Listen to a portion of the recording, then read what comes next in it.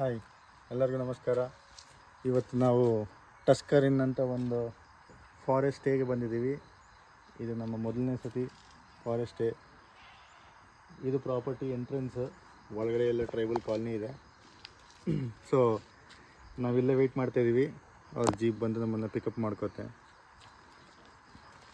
So ಮೇಜರಾಗಿ ತುಂಬ thrilling experience.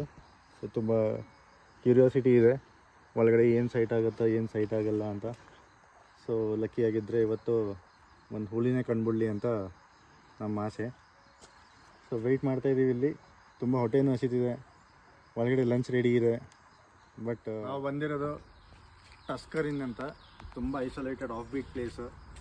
ಯಾರು partying, campfire, bonfire ಅಂತ ಬಂದರೆ ಈ ಪ್ಲೇಸ್ ಅವ್ರಿಗೆ ಮಾತ್ರ ಅಲ್ಲ.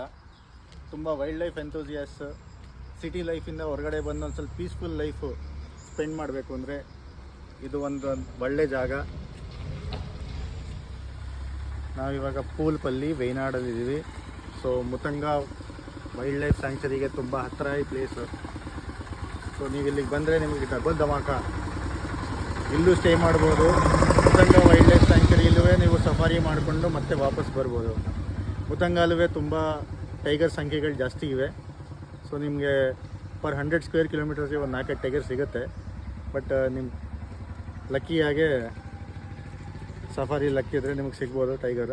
ನಾವಿವಾಗ ಇಲ್ಲಿ ಚೆಕ್-ಇನ್ ಮಾಡಿಬಿಟ್ಟು ನಾವು ಮುತಂಗ ವೈಲ್ಡ್ ಲೈಫ್ ಸ್ಯಾಂಕ್ಚರಿಗೆ ಸಫಾರಿಗೆ ಹೋಗಿ ಮತ್ತೆ ಬಂದು ವಾಪಸ್ ಬಂದು ಇಲ್ಲಿ ಏನು ಕಾಣುತ್ತೆ ನೋಡೋಣ. This is a view. You can see the elephants at the night.